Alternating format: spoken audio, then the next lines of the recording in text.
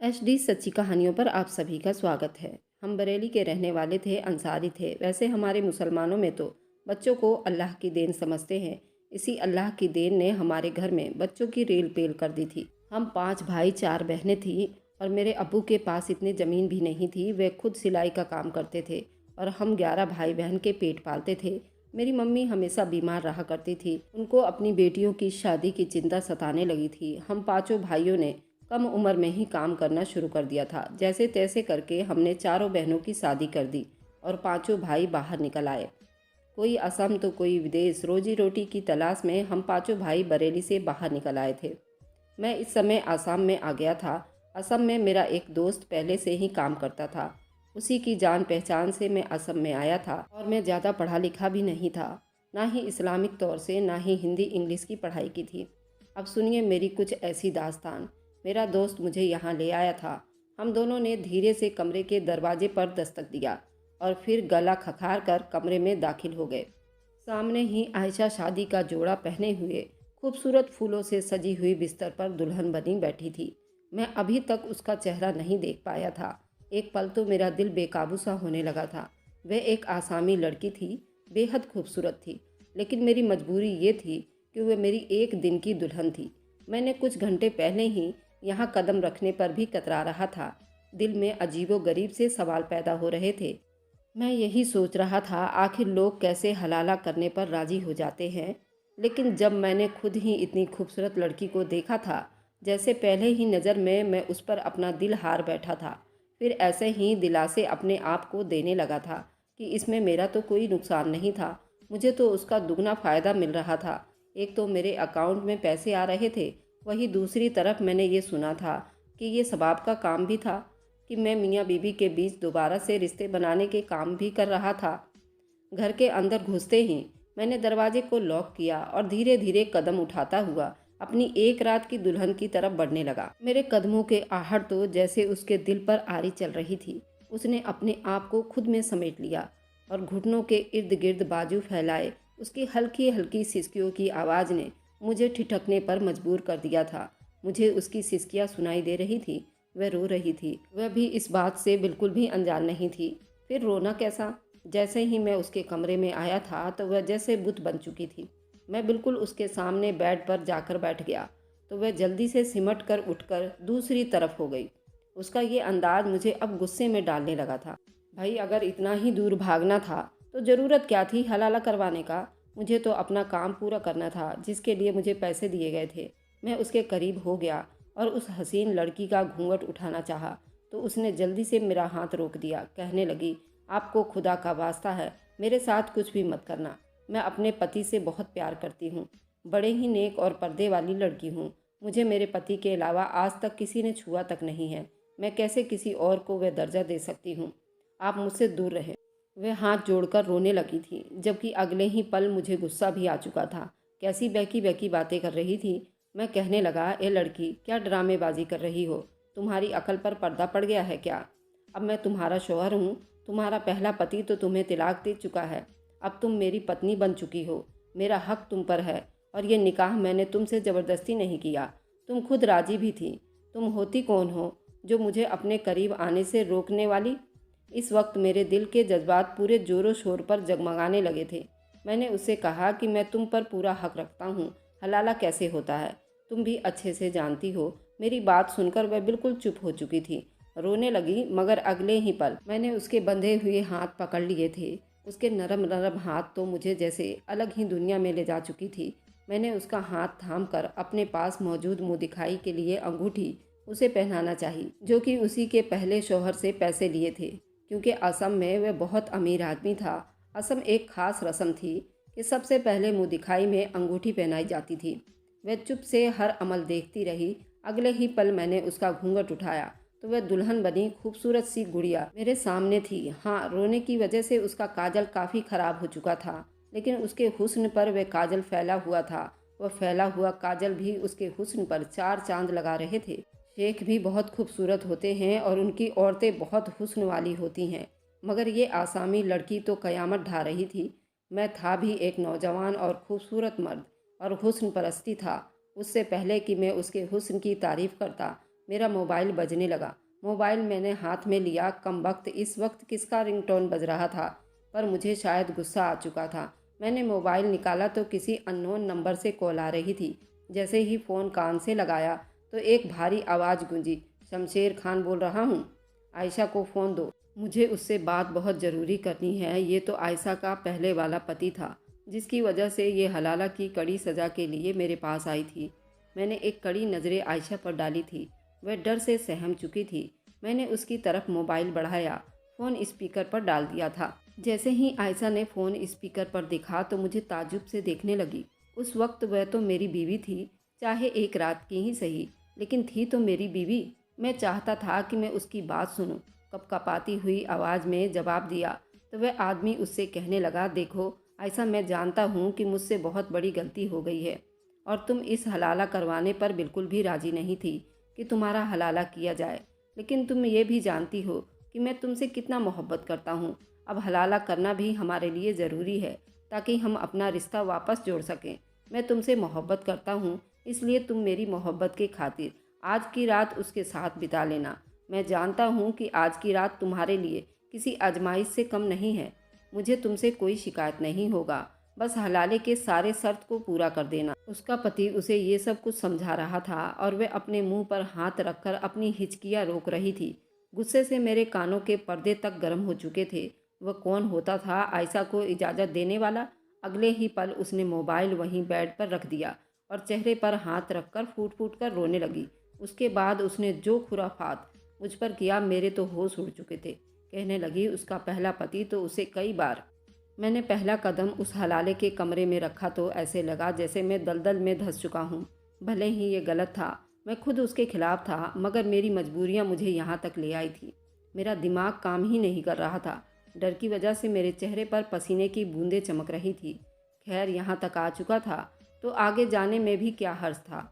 मुझे यहाँ लाने वाला मेरा दोस्त था, जिसका नाम हासिम था, और वह मेरी बदहवासी देखकर मुझे घूर कर देखने लगा, जैसे कह रहा हो कि अब चलो भी, सोचते रहोगे तो घर पर तुम्हारी माँ बीमारी से तड़प तड़प कर मर जाएगी। वहाँ एक नज़र दौड़ाई तो मुझ जैसे नौजवान लड़के आपस में हंस बोल रहे थे। उन्हें तो कोई फ़र्क नहीं पड़ता था। शायद ये लोग भी यहाँ पर इसी काम के लिए आए थे, यह हलाला कर सके और सवाब के काम में हाथ बटा सके। मुझे मेरा दोस्त इस रास्ते से गुजारता हुआ एक कमरे में ले आया, जो कि वहाँ पर दफ्तर समझा जाता था। ये एक हलाला सेंटर था, जिसे एक कमरे में बनाया गया था, और यहाँ बड़ी राजदारी से आसामी औरतों का हलाला यूपी के बरेली के लड़कों से ही करवाया जाता था। जब ये बात मुझे मेरे दोस्त ने कही थी तो मुझे ये सुनकर बड़ी हैरानी हुई थी कि आसामी औरतें यूपी के लड़कों से ही क्यों हलाला करवाना चाहती हैं। मैंने ये सवाल अपने दोस्त से किया तो वह मुस्कुराने लगा, कहने लगा, जब तुम किसी आसामी औरत के साथ हलाला करोगे तो पता चल जाएगा। मेरा दिल इस काम के लिए बिल्कुल भी तैयार नहीं था, क्योंकि मैं इतना पढ़ा लिखा भी नहीं था। तलाक क्या होती है और हलाला कैसे होते हैं। लेकिन मैं पिछले कई महीनों से बेरोज़गार भी था और पास इतने पैसे भी नहीं थे कि वापस बरेली आ जाऊं। इसलिए मैं खुद को इस बात के लिए तैयार करने लगा, बस इतने पैसों का इंतज़ाम हो जाए कि वापस बरेली चला जाऊं। खैर, मैंने अपने दोस्त के साथ इस दफ्तर में दाखिल हुआ तो इस काम के लिए एक भारी भरकम आसामी औरत बैठी थी, जिसने सर से पांव तक नीले रंग का कपड़ा पहन रखा था और चेहरे पर मेकअप थोपा हुआ था। मेरे दोस्त ने ही मेरे यहाँ पर रजिस्ट्रेशन करवाई थी। अभी वहीं सर झुकाए बैठा उंगलियां मोड़ रहा था, क्योंकि मैं आज तक ऐसा माहौल नहीं देखा था। हमारे अंसारी में तो बीवी को कभी तलाक नहीं देते, चाहे वो कुछ भी हो जाए, और हमारे यहाँ तो इज्जत का मामला हो जाता है।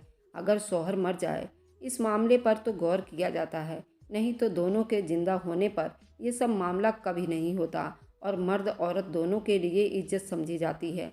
हम अंसारी अपनी पत्नी पर किसी गैर मर्द की नज़र बर्दाश्त नहीं कर सकते थे। मैं अपने ही सोचों में गुम था जब धाड़ से दरवाज़ा खुला। काले रंग के बुर्के में एक नौजवान लड़की और एक आदमी अंदर दाखिल हुए, जिन्हें इस आसामी मैडम ने एक तरफ बैठने का इशारा किया और हमसे कहा, आप लोग बाहर जाएं। हम दोनों वहां से बाहर निकल आए। मैं जिस लड़के के पास बैठा था वह भी बरेली से ही था। कहने लगा, मैं अब तक 20-25 हलाले कर चुका हूँ। हर हलाले का मुझे अच्छा खासा पैसा मिलता है। मुझे ये काम करते हुए सिर्फ 2 महीने हुए हैं। ये सुनकर तो मैं हैरानी में पड़ गया था। 20 से 25 हलाले। मैं सोचने लगा, जो कुछ मैंने हलाले के बारे में सुना है उसमें तो ऐसा कुछ नहीं होता कि उसके लिए हलाला सेंटर में जो भीड़ था। तभी एक लड़का मुझे बुलाने के लिए आया। मैं जैसे ही दोबारा दफ्तर में दाखिल हुआ, असामी लड़की ने हाथ में पेंसिल पकड़े इशारे से कहा, ये लड़का हलाला के लिए ठीक है। वह बुर्के में ढकी हुई थी और सिसक सिसक कर रो रही थी बार बार। साथ में बैठे आदमी का बाजू पकड़कर न जाने क्या कह रही थी। वह जल्दी से उसे घूर कर चुप करवा देता। मेरे हाथ पांव तो जैसे काम ही नहीं कर रहे थे।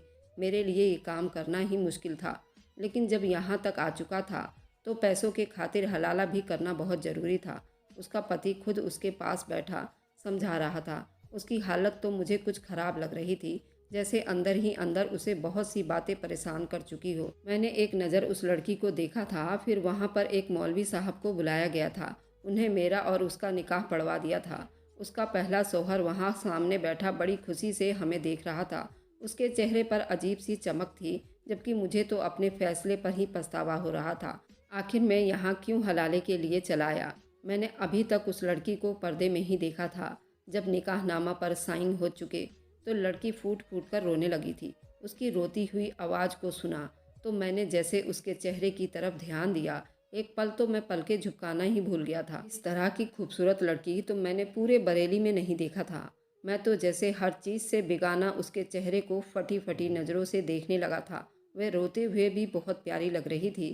फिर एक नज़र सामने उसके पहले वाले शौहर पर डाली। कैसा शौहर था! इतनी खूबसूरत बीवी को तलाक दे चुका था। मुझे तो अब उस पर बहुत तेज गुस्सा आने लगा था। मेरा निकाह हो चुका था। वह शिकायती नज़रों से अपने शौहर के तरफ देख रही थी, जिसके चेहरे पर मुस्कुराहट थी। कहने लगा, फिक्र मत करो, बस 1-2 दिन की तो बात है। उसके बाद वैसे भी तुमने वापस मेरे पास ही आना है। ये सब कहते हुए उस आदमी ने मेरे चेहरे की तरफ देखा था। मेरे मुंह पर तो जैसे तमाचा सा लगा था। मुझे तो अपने मजहब से ही घिन आने लगी थी। यहाँ तो मजहब का मजाक बनाकर रख दिया गया था। भला ऐसे थोड़े ही होते हैं। हलाला को तो जैसे यहाँ पर समाज ने रिवाज ही बना लिया था, जो कि सिवाय ज़माने में इज्जत की धज्जियाँ उड़ाने के अलावा कुछ नहीं था। ये खोखले समाज और ये खोखले रिवाज और ये खोखले मजहब ने ज़माने को किस दलदल में ले जा रहे थे। मैं तो इतना पढ़ा लिखा भी नहीं था, पर ये क्या था? क्या ऐसे खोखले रिवाज और मजहब को उखाड़ नहीं फेंकना चाहिए? मगर मुझ जैसे ही मजबूर लड़के पैसों की लालच में आकर ये काम करने पर मजबूर हो जाया करते हैं। फिलहाल वह मेरे साथ एक दिन के लिए विदा होकर आ चुकी थी। मेरी बीवी थी और उस पर हक रख सकता था। रात को मैंने उससे अपना हक वसूल किया था। सुबह हुई तो वह अभी तक सो रही थी। मैं तो यहाँ काम कर रहा था। अपने वक्त पर सुबह उठा और फजर की नमाज पढ़ी। एक नज़र उसके चेहरे पर डाली तो मैंने अपना सर झटक दिया। मैंने हमेशा की तरह आज भी नाश्ता खुद ही बनाया था। जब नाश्ता करने बैठा तब वह बिस्तर से सोकर उठी थी। मुझे वहीं बैठा देखकर फ़ौरन दुपट्टा ठीक किया। भले ही वो मेरे लिए अभी तक अनजान थी, मगर मैं वक्त का बड़ा ही पाबंद आदमी था। उससे कहने लगा, तुम्हारी इन्हीं हरकतों की वजह से तो तुम्हारे पहले शौहर ने तलाक दी होगी। औरत जात इतनी लेट उठे तो मर्द को तो गुस्सा आएगा ना। मैंने ये कहा तो उसका रंग बिल्कुल पीला पड़ गया था। एक बार फिर आंसू उसके आंखों में उमड़ आए थे और बाहर निकलने को हो रहे थे। मेरा इस तरह का गुस्सा करना शायद उससे बर्दाश्त नहीं हुआ था। वह उठकर वॉशरूम में चली गई थी। मैंने तो सोचा था कि बस थोड़े वक्त का लगाव होगा, उसका काम पूरा करके उसको तलाक दे दूंगा। इसलिए बगैर किसी खुशी और प्यार के बिना उसके साथ रूखा व्यवहार कर रहा था। मगर जब वह नहा कर आई तो उसका निखरा हुआ रूप देखकर मेरा दिल फिर से बेईमान हो गया था। मुझे लग रहा था कि मेरा दिल उसकी तरफ खिंचा चला जा रहा है। उसे देखकर मुझे रहा नहीं गया। मैं तो सोफे से उठकर उसके पास आ गया और बेधड़क उसके गाल को सहलाने लगा था कि वह जल्दी से 2 कदम पीछे हटी थी और कहने लगी, हलाला आप कर चुके हैं, समझे? इसलिए अब मुझसे दूर रहें।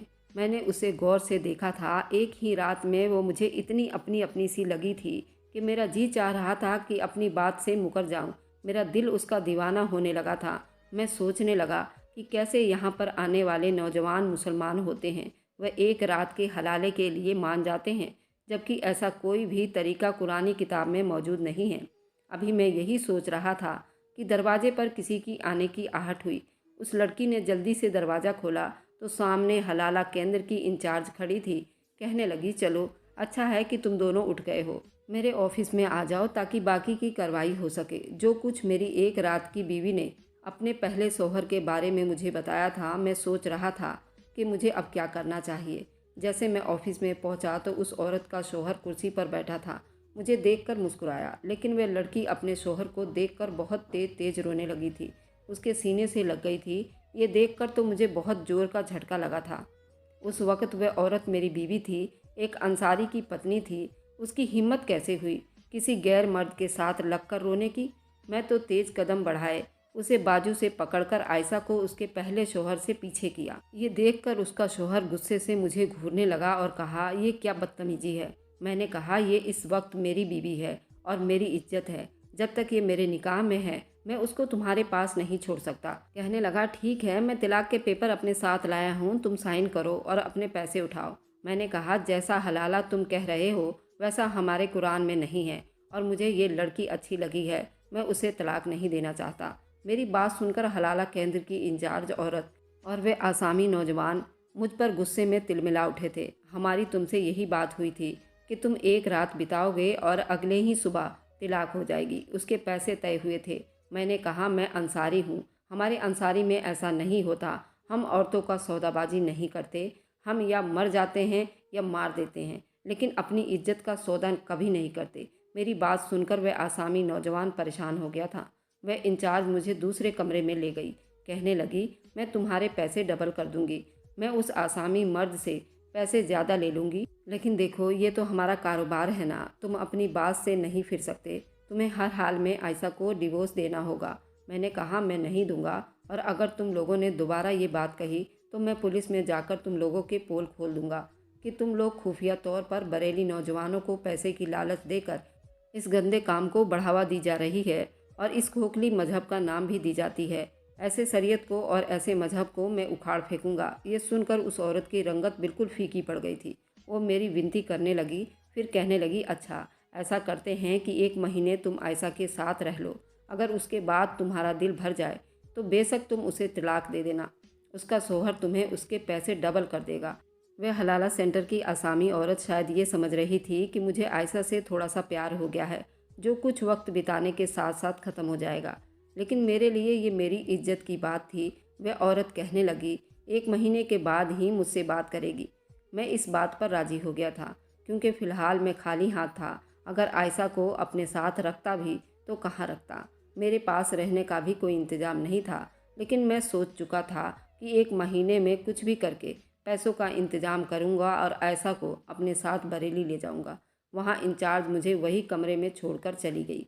आधे घंटे के बाद वापस आई थी, लेकिन बेहद परेशान थी। कहने लगी, इसलिए बरेली वालों को इस काम के लिए नहीं रखती। अगर तुम्हारी जगह कोई और होता तो पैसे लेकर बात ख़त्म कर देता, लेकिन तुम हर बात इज्जत पर ले जाते हो। तुम्हारे दोस्त ने तुम्हारी जमानत दी थी, लेकिन तुम तो धोखेबाज निकले। फिर कहने लगी, बड़ी मुश्किल से मैंने उसके पहले शौहर को राज़ी किया था। तुम्हारे लिए उसके शौहर ने एक फ्लैट किराए पर दिया है, लेकिन देखो 1 महीने के बाद तुम आयशा को छोड़ दोगे। मैंने उस इंचार्ज औरत के सामने हामी तो भर ली थी, क्योंकि जो बात आयशा ने मुझे अपने शौहर के बारे में बताई थी, मैं उसे किसी कीमत पर उसे उसके पहले पति के पास नहीं छोड़ सकता था। उस एक रात में जो राज मैंने जाना था, मैं एक इंसान होने के नाते कभी भी आयशा को उस गुनाह के दलदल में नहीं फेंक सकता था। बेशक वो बेपर्दा थी, शर्म हया वाली थी, अपने शौहर के अलावा किसी दूसरे आदमी के बारे में सोच भी नहीं सकती थी। लेकिन शरीयत के हिसाब से वह आसामी आदमी जो कुछ उसके साथ मोहब्बत के नाम पर करता था, वह एक नाजायज़ काम था। मैं उस आसामी औरत के साथ उसके फ्लैट में रहने लगा, लेकिन वह मुझसे हर वक्त डरी सहमी और दूर दूर रहती थी। लेकिन मैं उससे दूरी बनाकर नहीं रह पाता था। जब भी उसके करीब आता वह रोने लगती और कहती, तुम मुझे क्यों नहीं छोड़ देते। तुम नहीं जानते कि वह आदमी इस बात का बदला मुझसे कैसे लेगा। वह मुझे बहुत मारेगा कि तुमने ऐसा क्या जादू कर दिया था उस अंसारी पर, उसने तुम्हें तलाक नहीं दी। तुम मेरे बाजू पर जले हुए निशान देख चुके हो। वह आसामी मुझसे जनूनी मोहब्बत करता है, बहुत जल्लाद इंसान है। जरा सी बात पर मुझ पर शक करके इल्ज़ाम लगाता है और फिर तलाक दे देता है, और तलाक देने के बाद बिना हलाला किए मुझसे रिश्ता जोड़ लेता है। कहता है कि उससे कुछ भी नहीं होता। इस बार तो उसने मुझे बहुत सारे लोगों के सामने तलाक दी थी। इसलिए दुनिया वालों को दिखाने के लिए हलाला करवाने पर राजी हो गया था। मैंने कहा, तुम्हें क्या लगता है जो ज़िंदगी तुम उस आदमी के साथ जी रही हो? वह मेरे इस सवाल पर चुप हो गई थी। कहने लगी, मैं एक गरीब लड़की हूँ और वह मुझे यतीम खाने से निकाह करवा कर ले आया था। अगर उसे छोड़ दूँ तो मैं कहाँ जाऊँगी? इसलिए मैं मजबूर होकर चुप हो जाती हूँ। वह भी तो मेरे साथ इतना अच्छा हो जाता है कि जैसे कि मैं उसके लिए कोई कीमती खजाना हूँ। और कभी ऐसी हैवानियत पर उतर आता है कि मैं तड़प कर रह जाती थी। वह मुझे कई बार तलाक दे चुका था, लेकिन कहता है यूँ डिवोर्स नहीं होती, क्योंकि मैं गुस्से में था। मैंने कहा, मैं बहुत इस्लाम को तो जानने वाला इंसान नहीं हूँ, लेकिन जानता हूँ कि बेशक गुस्सा हराम है, लेकिन गुस्से में दी गई तलाक हो जाती है, क्योंकि वह आदमी इतना होश में तो होता है, उसे मालूम होता है कि वह तुम्हें तलाक दे रहा है। तुम अगर उस आदमी के साथ ऐसे ही ज़िंदगी बिताना चाहती हो तो तुम्हारी मर्जी। जो आदमी तुम्हें एक बार ठीक से नहीं बसा सकता, वह तुम्हें बाद में कैसे बसाएगा? वह कहने लगी कि मुझे समझ नहीं आ रही है कि मैं क्या करूं। अगले ही दिन मैं उसे एक मज़ार पर ले गया। वहां जाकर मैंने बाबा से यही दुआ की कि हमें सही रास्ते पर चलने वाली ज़िंदगी अता फरमाए और गुनाहों से बचने की तौफीक अता करे। मैं नहीं जानता था कि मेरे उठाए जाने वाले अगले कदम का अंजाम क्या होगा, लेकिन मैंने पुलिस स्टेशन जाकर सारी बात बता दी। पुलिस से हलाला सेंटर में छापा करवा दिया और सब लोगों को पकड़वा लिया। मुझे इनाम के तौर पर इतने पैसे दिए गए कि मैं आयशा के साथ बरेली वापस आ गया। उसे फिर मैं अजमेर शरीफ ले गया था। हमारी शादी को अब 7 साल बीत चुके हैं। आयशा से मेरे 2 बेटे हैं और वो मेरे साथ बहुत खुश है और कहती है, अगर तुम मुझे सीधा रास्ता ना दिखाते तो मैं अब तक मजबूरी में गुनाह की ज़िंदगी बिता रही होती। न जाने हमारा ज़माना किस तरह चल पड़ा है। हलाले के नाम पर न जाने कैसे कैसे काम किए जा रहे हैं। अल्लाह हम सब मुसलमान को सही रास्ते पर चलने की तौफीक अता फरमाए। और मैं एक मुसलमान हूँ और इस हलाले के रिवाज और शरीयत को उखाड़ फेंकता हूँ, क्योंकि मेरे कुरान में इसका कोई जिक्र नहीं है कि तुम शादी करो और फिर छोड़ दो, फिर वापस उसी बीवी के साथ रहो। ऐसा कुछ नहीं है। ऐसे समाज को बिल्कुल नहीं मानता और आज मैं खुश हूँ और अपने जीवन अच्छे से बिता रहा हूँ। और ऐसी खोखली रिवाज और शरीयत को मैं नहीं मानता। अगर हमारे मजहब में कोई ऐसी खोखली रिवाज और रस्म है तो उसे उखाड़ फेंकने में कोई हर्ज नहीं। ज़माने में हमेशा समय के साथ चलना चाहिए। हम इंसानों को सबक लेना चाहिए। अच्छाई के रास्तों पर चलते हुए समाज से जुड़ना चाहिए। अगर आपको आज की कहानी पसंद आई है तो वीडियो को ज़रूर लाइक कीजिएगा और अपने दोस्तों के साथ शेयर भी कीजिएगा। और हाँ, अगर आपने अभी तक हमारे चैनल को सब्सक्राइब नहीं किया है तो ज़रूर सब्सक्राइब कर लें। मिलते हैं हम अपनी कल की एक नई दिलचस्प कहानी के साथ। मुझ पर सदा अपना प्यार और स्नेह बनाए रखें। सभी को मेरा प्यार भरा नमस्कार दोस्तों।